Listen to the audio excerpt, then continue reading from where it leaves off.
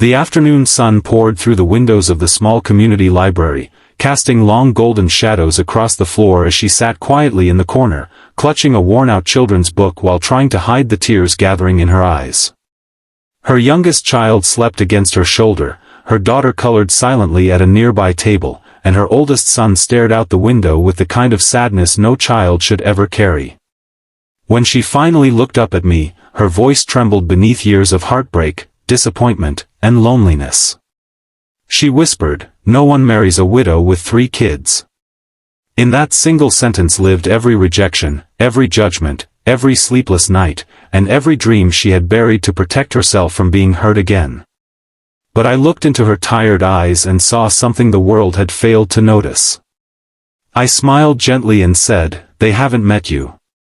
Before we continue this emotional journey, take a moment to like this video, leave a comment, share it with someone who believes in second chances, and subscribe to the channel Echoes of Hope if you believe kindness still exists in this world and that every heart deserves another chance to bloom. Her name was Marisella Vaughn, and she was only 32 years old, yet life had already placed mountains upon her shoulders. 5 years earlier, she had been a cheerful woman with endless dreams, a loving husband, and 3 beautiful children. They had lived in a modest house near the edge of town where mornings smelled like fresh pancakes and laughter echoed through every room.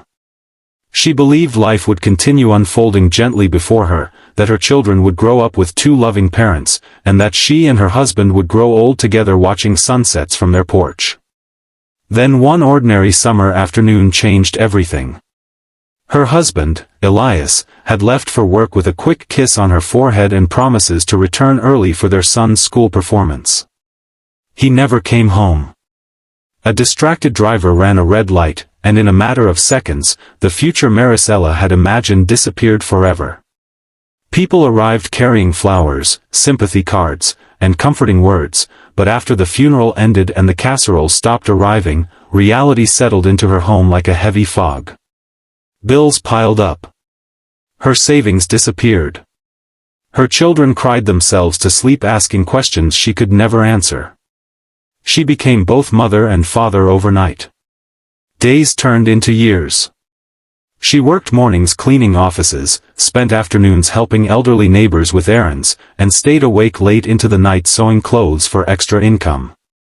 Sleep became a luxury. Rest became a forgotten memory. But what hurt her most was not the exhaustion. It was the judgment. People often praised widows from a distance, but many quietly believed their lives had ended with their husbands. Some treated her with pity. Others treated her as if she carried an invisible warning sign. Whenever relatives gathered, conversations shifted awkwardly around her. People asked when she would move closer to family, whether she planned to remain alone forever, or if she thought about dating again. But behind their questions lingered assumptions. 3 children. Limited income. Emotional scars. Who would willingly choose that life? Over time, Marisella stopped imagining a future for herself. Her dreams became centered solely around survival. She no longer bought clothes for herself. She no longer celebrated birthdays. She stopped looking into mirrors for more than a few seconds because the woman staring back seemed older than her age, worn down by responsibilities she never expected to carry alone. Yet despite everything, she never allowed her children to see her surrender. Every morning she braided her daughter's hair with a smile. She attended every school event. She baked cakes from inexpensive ingredients and decorated them with love. She turned ordinary moments into cherished memories because she wanted her children to grow up believing they were not broken by loss. Still, loneliness followed her everywhere. It sat beside her during quiet dinners. It waited for her after the children fell asleep. It whispered doubts into her mind whenever she imagined being loved again. Then one bright autumn afternoon, during a reading program at the community library, our paths crossed. My name was Callan Mercer. At 37, I had spent most of my adult life building a career, chasing promotions, and checking goals off carefully planned lists. I had financial stability. I owned a comfortable home. Friends considered me successful. Yet I often returned to empty rooms and silent evenings wondering why achievement felt incomplete. Perhaps life was waiting for me to understand that happiness rarely arrives according to schedules. That day, I volunteered at the library reading stories to children. I noticed Marisella immediately. Not because she demanded attention. Quite the opposite. She seemed determined to disappear into the background. But I saw the tenderness with which she adjusted her son's jacket. I noticed the patience in her eyes as she helped her daughter color butterflies. I observed how she kissed the forehead of her sleeping toddler. There was strength there. Quiet strength. The kind built through surviving storms most people never witness. Weeks passed. We spoke occasionally. At first about books. Then about parenting. Eventually about life. She rarely discussed herself, but when she did, her words carried honesty. She never pretended everything was easy. She admitted being tired. She admitted feeling afraid. She admitted sometimes crying after her children slept because carrying so much responsibility alone felt overwhelming. Yet she also laughed. She laughed at funny stories about her kids. She smiled when speaking about dreams she once had. And beneath her exhaustion remained a woman full of kindness, intelligence, and compassion. One afternoon, while sunlight danced through the library windows, she finally shared the fear she had kept hidden for years. She looked down and softly whispered, "No one marries a widow with 3 kids." There was no bitterness in her voice. Only acceptance. As if she had repeated those words to herself so many times they had become truth. But I couldn't allow her to believe that. Because the world had measured her by circumstances. I saw her character. People counted responsibilities. I counted courage. People saw obstacles. I saw resilience. People saw baggage. I saw 3 incredible children and a remarkable mother who had sacrificed everything for them. So I told her gently, "They haven't met you." She smiled politely, but disbelief remained in her eyes. Years of rejection do not disappear overnight. Healing takes time. Trust takes patience. Love requires consistency. I didn't try to rescue her. She didn't need saving. She needed someone willing to walk beside her. Someone who understood that love isn't about finding perfection. It's about recognizing beauty in perseverance. I started helping in small ways. I attended her children's soccer games. I fixed a broken fence outside her home. I brought groceries when she was overwhelmed. I listened. Most importantly, I stayed. Because many people enter difficult lives temporarily. Few choose to remain. Her children slowly opened their hearts to me. Her oldest son, Rowan, began asking for help with homework. Her daughter, Surya, proudly showed me every drawing she created. Little Tobin started running toward me with excitement whenever I visited. Those moments mattered. Because children who experience loss learn caution very early. They test promises. They observe actions. They wait to see who stays. Months passed. People began talking. Some praised our growing friendship. Others criticized it.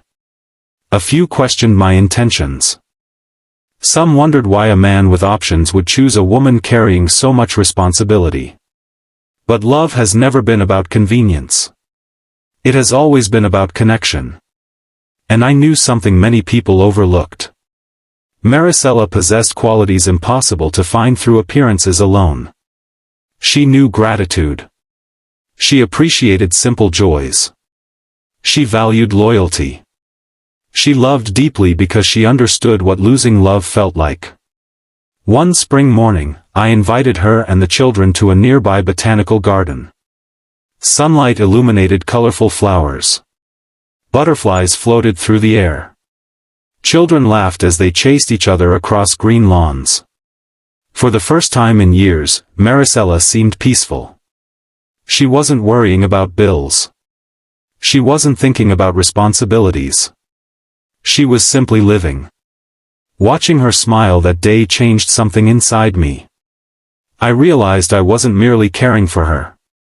I loved her. Not despite her journey. Because of it. Her scars told stories of survival. Her struggles revealed strength. Her children were not obstacles. They were part of the beautiful life she had built from heartbreak. Months later, during another bright afternoon beneath the shade of a large maple tree, I asked her to spend the rest of her life with me. She cried before answering. Not because she doubted me, but because she had spent years convincing herself she was no longer worthy of being chosen. She confessed she worried about becoming a burden. She worried about her children. She worried about expectations. She worried about disappointment. And then she asked a question that shattered my heart. She asked if I was sure. As though loving her required extraordinary bravery. As though she had become too much for anyone to carry. I held her hands gently and reminded her that she had carried an entire family through unimaginable pain. She had endured sleepless nights, financial struggles, loneliness, and grief. She wasn't a burden. She was a miracle. And miracles deserve celebration. When she finally said yes, her children surrounded us with laughter and tears. Rowan smiled wider than I had ever seen. Surya hugged her mother tightly. Little Tobin clapped excitedly, unaware of the magnitude of the moment but sensing happiness filling the air around him. Their wedding was simple. No grand ballroom. No extravagant decorations. Only close friends, family, sunshine, flowers, and hearts overflowing with gratitude. Marisella walked toward me wearing a modest dress and carrying a bouquet of wildflowers. Yet to me, she looked more beautiful than anyone I had ever known. Because beauty is not measured by perfection. It is measured by endurance. By compassion. By the ability to continue loving after experiencing loss. Years later, our home became filled with music, laughter, school projects, family dinners, and countless memories. The sadness that once lived inside Marisella's eyes slowly transformed into peace. She returned to painting. She celebrated birthdays. She bought herself flowers. She laughed freely. And perhaps most importantly, she began believing she deserved happiness. Sometimes she still grows quiet. Sometimes old fears return. Sometimes grief revisits unexpectedly. But now she never faces those moments alone. Because healing doesn't erase pain. It simply reminds us that pain doesn't get the final word. Today, when people ask how we met, I smile because our story teaches a lesson many desperately need to hear. A widow is not damaged. A single parent is not less worthy. Children are not burdens. Love is not reserved for those with perfect pasts. Real love sees beyond circumstances. Real love recognizes courage. Real love chooses people not because their journey was easy but because their hearts remained beautiful despite every hardship. If this story touched your heart, please take a moment to like, comment, share this video, and subscribe to Echoes of Hope. Your support allows more inspiring stories of love, resilience, and second chances to reach people who may need hope today. Special request: comment everyone deserves a second chance at love, if you believe hearts can heal and beautiful beginnings can emerge even after the darkest endings.